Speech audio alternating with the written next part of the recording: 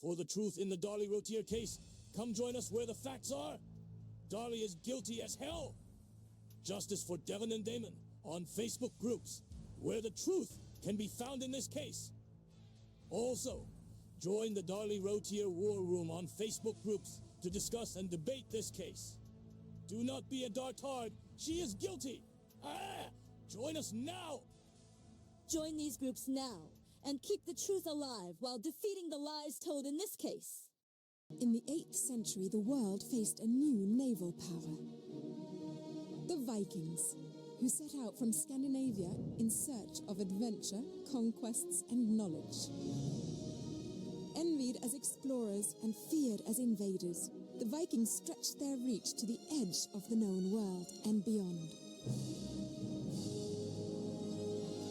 They built an empire on the back of a key piece of technology. Eternal death is humanity's finest choice for solving temporary problems.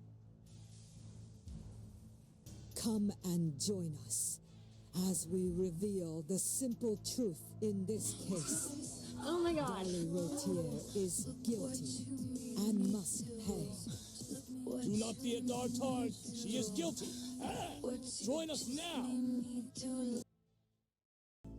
Okay, we're going to go through Darlie Routier Fact and Fiction, Separating the Truth from the Lies in the Darlie Routier Trial, written by our friend Mary Moody years ago. We found on the website Darlie Routier Fact and Fiction. Been through the introduction, the who's who, the Routier statements, the arrest warrant, author Barbara Davis. We're in the myths now. We're on myth 10. Myth 10. Officials did not take notes, lost notes, or did not bring their notes to trial. Supporters have bandied this claim for years, but it's certainly unwarranted in this case. Although standard operating procedures vary, what typically happens is that an officer will jot down notes at a crime scene. Once those notes are typed into formal reports, the written notes may be discarded because they're simply not needed anymore.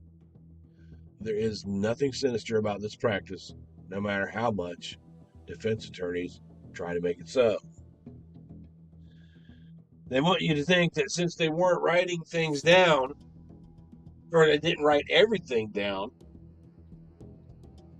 that they wouldn't remember what they saw. Notes are like shorthand. They're only there to help you recall. There's nothing in what the police reported that didn't happen. Notes are not necessary. They can be helpful in an investigation. They're not necessary, as long as you remember the details and present the details in your written report. The Porter website has tried to prove myth 10 by offering only selected excerpts of testimony from the transcript. Some would call it cherry picking. At any rate, they lead the reader to mistakenly conclude that the police were either incompetent or involved in a conspiracy to send an innocent mother to death row. The testimony quoted on the above-mentioned website is in italics to differentiate it from my rebuttal. Officer David Waddell, the first responder. David Waddell was the first police officer on the scene of the Routier home on June 6 of 1996. During cross-examination, defense attorney Doug Mulder asked Waddell about a whip-out book that many officers carried around to take notes in. The following discussion transpired, and if it did not pertain to such a serious issue, it might almost be humorous. Mulder: Okay, so you were taking notes? Waddell: At this time? Mulder: Mm-hmm. Waddell: No. Mulder: Not taking any notes? Waddell: No. Mulder: Don't you carry a whip-out book? Waddell: Yes. Mulder: Would you show them what a whip-out book is? Waddell: A whip-out book is just a little... Mulder: Can you show them? Take it out of your pocket and show them. Waddell: No. Mulder: Oh, you don't have it? Waddell: I have a whip-out book, but it's... Mulder. You left it in the car? Waddell. Well, no, I have it with me. Mulder. With you right here? Waddell. Yes, sir. Well, just show them. Waddell. Well, it's a small little Mulder. Is there some reason why you don't want to show them your whip-out book?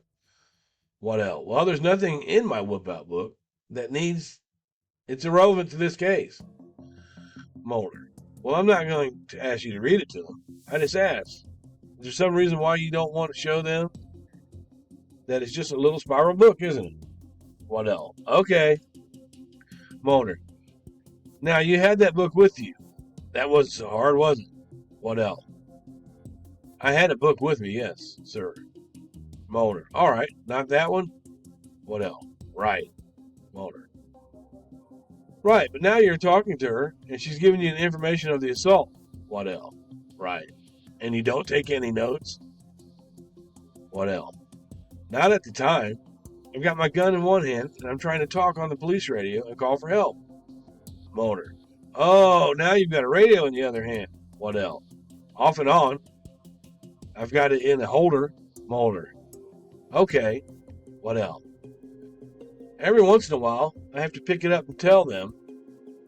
Mulder. Send reinforcements? Waddell. I told them that we needed an ambulance. We needed crime scene personnel. And then I needed some more help out here. It wasn't long before Mulder and Waddell discussed notes, or lack thereof again. Mulder. All right. Now you talked with Darlie. You got the information that you told the prosecutor about. Is that right? Waddell. Yes. Mulder. And you didn't enter into your notes at the time? I'm not fussing with you. Is that right? Mr. Greg Davis. I'm sorry. I'm going to object to all these sidebars about him not fussing or whatever he's doing. The court. I think he's just commenting. Mulder. I'm just trying to coax an answer from him. I'm just the court. I understand, Mr. Greg Davis. Just ask the question and let him give the answers. The court. Gentlemen, please, let's stop bickering back and forth. Just ask the questions. I think Mr. Mulder was just asking a question, so let's go on.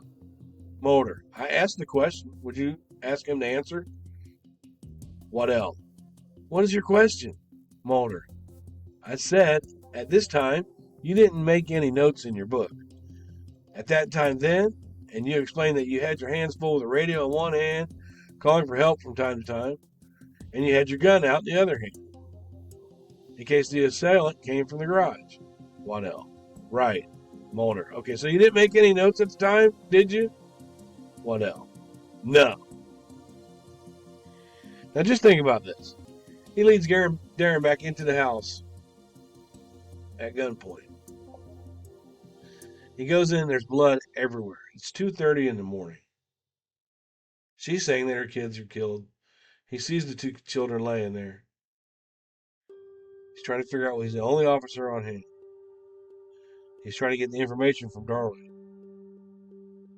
And Darlie's going, well, I was asleep on the couch. He came from the garage. My husband was upstairs. And he's going, yeah, right, really? Okay, that's what happened? Okay, really? And then, because you're taking fucking notes. Mulder wanted to make it seem like that he was incompetent because he was not there with his whip-out book at the beginning of the crime, or standing in the crime scene, standing next to these bodies that needed help. Mulder tried to make it seem like, well, you weren't taking notes. If anybody could tell me what Waddell said at trial that was inconsistent with what happened in that house, let me know. The rebuttal. The following timeline provides a logical explanation as to Waddell didn't take written notes at the crime scene and why. Had there been a real intruder, it would have been dangerous for him to do so. 2:33 a.m. Waddell entered the house. For the next 10 to 12 minutes, he was holding a gun in one hand, a police radio in the other, operating under the assumption that an intruder was still in the garage or possibly somewhere else in the house. 2:37 a.m. Walling arrived. He and Waddell, guns drawn, proceeded to clear the garage, backyard, and first floor. 2:41 a.m. paramedics began treating the victims. 2:43 a.m. Koschak took Darlie to the front porch while Waddell and Walling, guns still drawn, cleared the second floor of the house. 2:45 a.m. Waddell was stationed in the front door to secure the crime scene. Now we have to go back and look at my video where Rich Prater said that Darlie told him that when she got out to the front porch, she passed out. That's a totally different version of what the people who tended to her said. She did not pass out. With the situation finally under control, Walling questioned Darlie, and yes, he took written notes. The two officers had only been in the house for 10 to 12 minutes when Darlie was taken to the front porch. They didn't even have time to secure the entire residence by that point. Was Mulder seriously suggesting that Waddell should have put his gun down, with the suspect supposedly still in the house, so he could write a note to himself? When Waddell returned to the police station at 8 a.m. that morning, he wrote a report detailing what had transcribed that night. In addition, he returned the next night at 1 a.m. to prepare a supplemental report. Davis: what was the purpose of you going back? Why did you do that? Waddell: I remember some more information that I thought was important, and I thought I would do a supplement. Davis: is it unusual to do a supplemental report? Waddell: no. Davis: do you have a form that the Rowlett Police Department uses that in fact says supplemental offense report? Waddell: yes, sir. Davis: and did you complete a supplemental report that morning?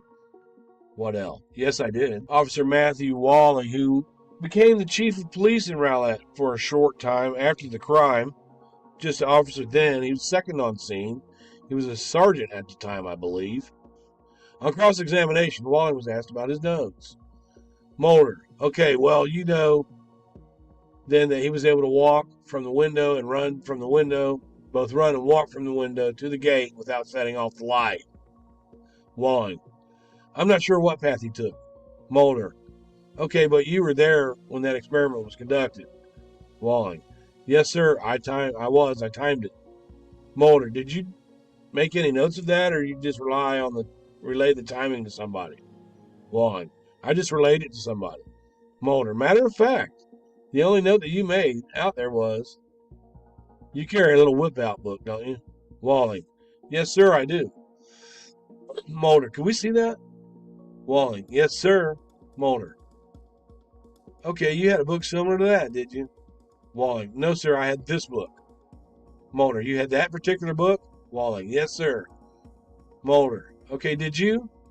But you didn't note the time, is that correct? Walling: concerning the yard? Mulder: yes, sir. Walling: no, sir, I didn't. Now, I didn't have this book, or I don't know if I had this book or not, when you're talking about the experiment with the light. I had this book the night that I was dispatched to 5801 Eagle Drive. Mulder: oh, okay, but you went out there later on with respect to the experiment with the light. Walling: yes, sir. Mulder: that happened a day or two later? Walling: something like that. Mulder: several days later, whatever. Walling: yes, sir. You didn't take any notes this time. You just relayed your information to someone else. There. Who was taking notes? Walling: yes, sir. The rebuttal. A few days after the murder, several police officers, including Walling and neighbors, conducted a test with a security light in the Routier's backyard. They wanted to determine the light's cone of sensitivity, how long it would stay lit. Each officer was given a specific task. One moved around the yard, while another took notes. Walling's job was simply to time the light and see how long it stayed on. That's all. He was not told to take notes. Sergeant Neighbors took the notes and submitted his report to Jim Patterson. You indicate here in your report that a security light is activated when someone is in the backyard. Patterson: yes, sir. Huff: did you all check that out? Patterson: Sergeant Neighbors did. The light stayed on for 18 minutes. Going further, Thomas Dean Ward is the officer who found the sock in the alley just 75 yards away from Darlie Routier's home. Thomas Dean Ward. Mostly went on to discuss how Ward had put inaccurate information in his report when he failed to correctly identify the person who picked up the sock from the alley way behind the Routier home. Ward said he had detected the error the following day when he was handwriting a report using the typed ones. Rebuttal. Officers Ward and Ferry found Darren's sock with a small amount of blood on it at around 4:30 a.m. as they were searching the alley. They stood guard over the sock until officers Bedingfield and Maine arrived to photograph and collect it. When Ward wrote in his notes that night, he thought that Bedingfield recovered the sock when actually it was Maine. It was an honest mistake, one he freely acknowledged on the stand. The fact is, it was still dark when the sock was found, and Bedingfield and Maine arrived together.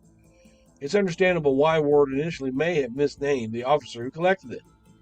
In any event, he corrected the mistake on his full report the next day.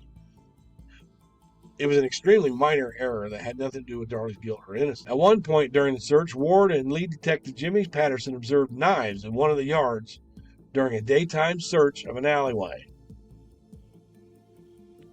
Mostly asked if anyone collected the knives, and Ward said no. Astonishingly, Ward admitted that no one had taken photographs of the knives. The following was stated during testimony, referencing a lack of notes pertaining to the event of seeing the knives. Mosty. Did you take photographs of the knives? Ward. No. Mosty. Nobody did? Ward. I don't think there was photographs taken. Mosty. Okay, the knives weren't even such an interest to you that you noted them in your handwritten notes or... Ward. That's correct. Or your report or anything? Ward. There's no question in my mind that those knives were not associated with this crime. Mosty. Just a non-event. Ward. A non-event. 3 people had been stabbed and cut with at least one knife from a home that bordered the alleyway where the knives were observed, and yet when investigators saw knives in an alley in a yard, they deemed it a non-event. Rebuttal. 2 knives were found in the backyard of a home, 5706 Willowbrook. They were within 2 feet of a roll of rubber edging, the kind people use to separate their shrubs from the lawn. One knife was stuck into the ground, and the other one was lying on the ground. Both were covered in mud, with hand and imprints in the mud. There was no blood anywhere on either knife. Ward could see this clearly because it was light by that time. He was also aware that a bloody knife had been found in the Routier home. Greg Davis. Were there any other factors that led you not to collect those 2 knives, sir? Ward. Yes, sir. When you find something that is suspicious, it has to be taken into consideration of everything that was found there. Everything. If you find a knife in one place, it is in another place, then it isn't. I was absolutely positive these things had not been used. Davis. Okay. Has your opinion changed? Ward. No.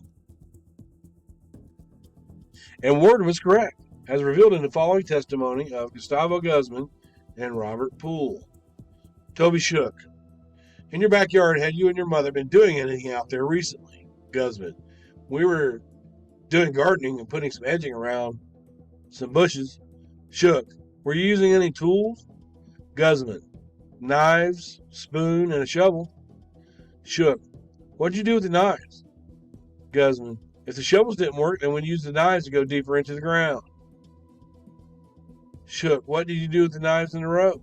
We just left it there. Although the Guzman knife had no connection to the murders, the police did question Gustavo Guzman in the early morning hours of June 6th and concluded that he had nothing to do with the murders. They later collected the knife from his yard.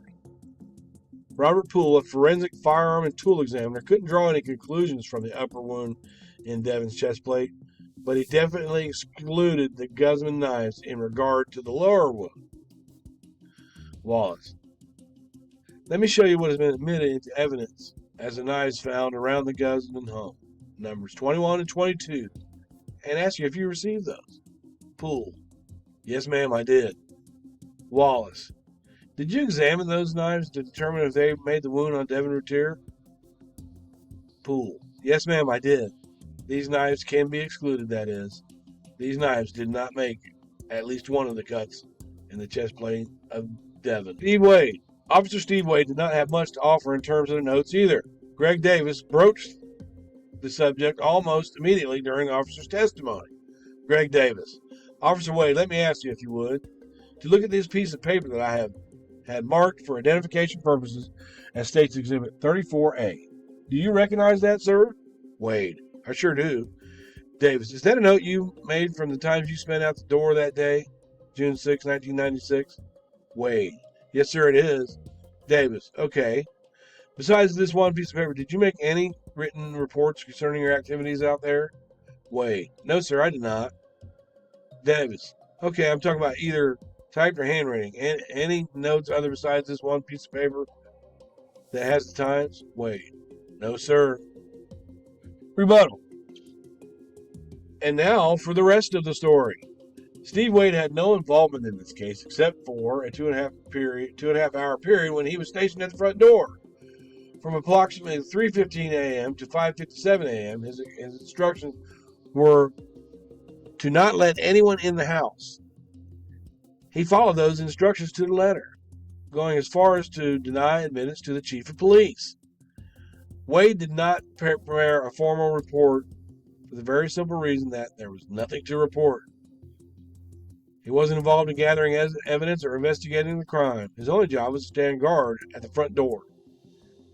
He performed that duty, and he took notes most of the time that he spent at the door that day. Nothing more was required and needed. Conclusion. A common defense strategy goes like this.